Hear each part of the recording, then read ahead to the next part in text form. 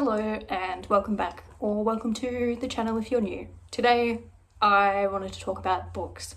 More specifically, books that I don't like. I'm a very opinionated person that carries over into the books that I read. Even though I am very opinionated, I have also had my mind changed about some books and then gone back and reread them and given them a higher rating. So take all of this with a grain of salt. I kind of wanted to read 5-star reviews of books that I have rated 1 star just to see what other people's thoughts are, I guess. As far as ratings go, like, I'm going to be going off Goodreads and reading reviews off there. I am also reading off my computer, so again, you're going to have to deal with the shit side profile. The first book I want to talk about today is The Duke and I, part of the Bridgerton series. You'll see how opinionated I get because I gave this one 1 star and I said, I never leave reviews, which is true. But this is a note to self and others. There is a scene in this book and it isn't even treated like one by the author. Save yourself the aggravation. And a lot of the lower ratings or reviews that I've seen for this book say the same thing of like, there's just a scene in here where a dude gets and they kind of brush past it. So I hated this book for that. Someone said 5 stars. This book is rainbows, unicorns, and adorable puppies. Just makes you smile as you read, which, yes, could make you look like an idiot if you were reading in public, but totally worth it. As far as romance novels set in Regency times, this story delivers so much more sass and witty banter than most. I love the main character and her whole family, especially the mother, who was wonderfully manipulative in her machinations to marry off her children. After having read and loved so many classics like Pride and Prejudice, where these mothers were first discovered by me, I thoroughly enjoyed this fresh take on the desperate mothers who were prowling around society in those times. Definitely not adult, not a YA novel, but great fun. Pride and Prejudice is a witty Regency novel. I wouldn't call it a romance novel, like a love story. I don't know, like there's some comparison there to be had, but Jane Austen's witty humour is much better. It's puppies and rainbows and it's like there's a rape scene in it. Another 5 star. I'm joining the Bridgerton fans all over the world. I have not seen the Netflix version, but I grabbed the audiobook. I have to adding my historical romance anyway. I don't know what that means. The Duke and I exceed... Oh, this person's got fucking typos everywhere. Hang on.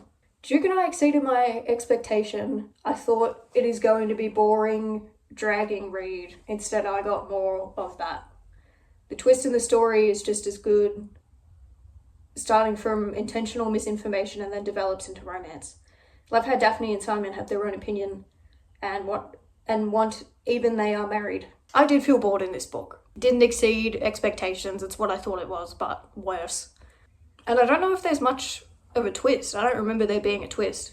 We'll do one more review for this, but it's 5 stars. And it's just, guys, oh, this book was so much fun. It was honestly way different than the series. And even though I love the show, I can't imagine why it strayed so far, because I think this version of Daphne and Simon was much more fun. I can't comment on that. I haven't watched the series. What I wanted to do was read the books, then watch the series, but I got turned off by that scene in this first book. So I decided to not pay attention to Bridgerton at all after that. I will say that not having the Queen be so prominent in this book was probably the only thing I found lacking. I was pleasantly surprised at how there was actually a bit of smut in this book. Was there smut in this book? I don't think it was that filthy. Like, if I read this as a teenager, I don't think it would be that big of a deal. The Duke and I was obviously not for me. And that's okay. I'm letting these people enjoy their book. I just couldn't get past that scene. I finished the book. I just will never pick up another Bridgerton book. My loss, perhaps? I don't know. Okay, a bit less of an aggressive opinion for me for this next book. I gave 1 star to The Alchemist. There was a point in my life where all of the Pinterest, maybe Tumblr girlies, I think it was more of a Pinterest thing. You'd see it everywhere on people's boards, like, I want to read this, blah, blah, blah, whatever. I read it, didn't like it. I'm just going to read the description because, again, I think I read this a while ago. It's about a shepherd boy, travels the world, wants riches, and then the journey teaches us about the essential wisdom and of listening to our hearts. It's like that kind of, it's like self-help, but through fiction. I was not a fan. I found it very fluffy. I highly recommend reading this short novel and opening your eyes to more than just the world in front of you. This is the kind of read that leaves you pondering about life and the choices we make well after you've finished reading. It's the kind of book you read more than once, written exceptionally well. It's an effortless and comfortable read that warms you like a cozy blanket. It left me thinking silently for quite a while after I closed the book. I honestly just lost myself in thought. And how we can so easily lose sight of what's important in life, how we can be quick to assume instead of coming from curious. This isn't just a novel, it's a lesson. If you like books that leave you enlightened, this is a good one to read. The book did not have this effect on me. This book didn't really leave me with anything. This person says this book is very inspiring and what I really need right now to motivate myself with my everyday endeavours. In the end, the boy in the story who was searching for his treasure despite the long travels and experiences finds his treasure, not in the place where he suspected it to be, but in the place where he came from. Pretty ironic, it's pretty ironic that what you have been looking for is in the end is just beside you right from the beginning. I can see how people are pulling this from the book. I just wasn't that inspired by it. Okay, this is probably another polarizing one. I gave 1 star to This Is How You Lose the Time War, and all my friends watching this are going to be upset. The book did not make me cry. So if I'm reading something about people leaving letters through time and like leaving them in the rings of a tree or in the belly of a beast or in a bunch of beans that you have to eat to read the letters, I want to know how they're doing it. I want to know the science, the magic behind it, what's going on. Like, there's a lot of lore in this book that just wasn't explained. I did include this in a reading vlog as well. If you want to see my thoughts develop, I will link that in the description. This is the most fun I've had reading this writing style in a while. It's such a creative, abstract, lyrical, and well-written love story that not only did I re-listen to each chapter twice on audiobook, but I also ended up borrowing the ebook just so that I could digest the writing via my eyeballs. There were many sensory experiences and beautifully crafted letters. The cat and mouse game between the 2 female protagonists is fun to read, and the intimacy that builds up between them just by the letters alone is a great ride. It is not a perfect book, and sometimes it can feel repetitive or filler-like due to the repeated format, but I am more so impressed by the creativity of layering all these different time periods and how the writers clearly had fun putting this together, including the twist at the end. Yeah. I can see that. A lot of these reviews, I can sort of see what they're talking about. It wasn't just my experience. I just didn't experience the book like that, and that's fine. I think that's why I wanted to film this video, is like, I come on here and shit talk a lot of books, but I can also see why people like them. Maybe it's just the Libra in me. I can always see both sides, but I'm still going to stick to mine.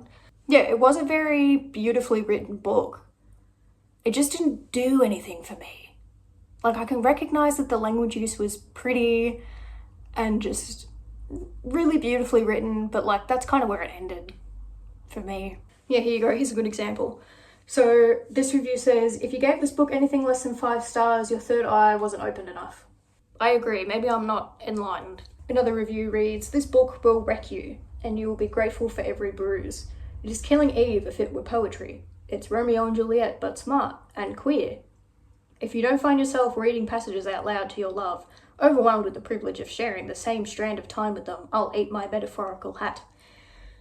Maybe that's also part of the issue, is I am single and have been single for a long time. I'm not a very romantic person. So I don't think this book was for me. Also, Romeo and Juliet, but smart. I'm just going to leave it at that. Normal People by Sally Rooney, polarizing one, hate this book. I do know some of my friends love it and love Sally Rooney, but her books just piss me off. And it was the same, I think I read Conversations with Friends and I gave that like 2 stars or something as well. It was slightly more complex, so I read that first and like gave her the benefit of the doubt, but then I read Normal People after Conversations with Friends, and I just don't like Sally Rooney. I just don't like Sally Rooney. It's just like reliving your worst situationship, but no one learns anything, which like kind of is the case with situationships, because they can drag on for like years and then you won't talk to each other, and then they'll pop up out of nowhere and be like, hey, and you're like, oh. This review kind of confuses me because it's, God damn it, Sally Rooney, and now I'm crying. What was there to cry about in this book? I read this book in a day and have spent the rest of the week in an obsessive fog, Googling the author and the book as if Marianne and Connell are real people who might have Facebook pages to stalk. I'm at the point of hate reading negative reviews. I've annoyed all my group chats. I'm watching the Hulu show. Again, like I just don't get... The only book I've been like obsessed with was when I was like 11 and Skullduggery Pleasant came out. Or when I was reading Del Toro Quest at the same age. Or Sunburn by Chloe Michelle Howes. I did kind of become obsessed with her and that book, and I still am to this day, to the point where I visited the bookshop coincidentally when He Birthed Upon It came out. And I bought it immediately, no questions. So I get it to an extent, but I don't understand it with Sally Rooney.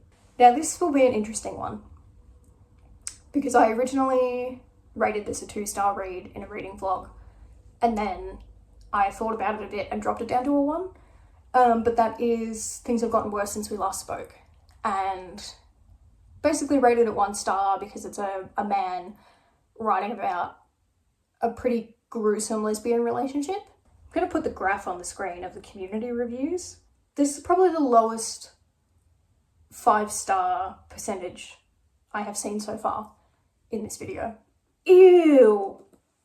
I do not agree with this whatsoever. This 5-star review said, Bunny vibes. I can't explain it, it just has the vibes. As someone who recently read Bunny and fucking loved it, this does not have the same vibe as Bunny at all. Not one bit. This is so much worse.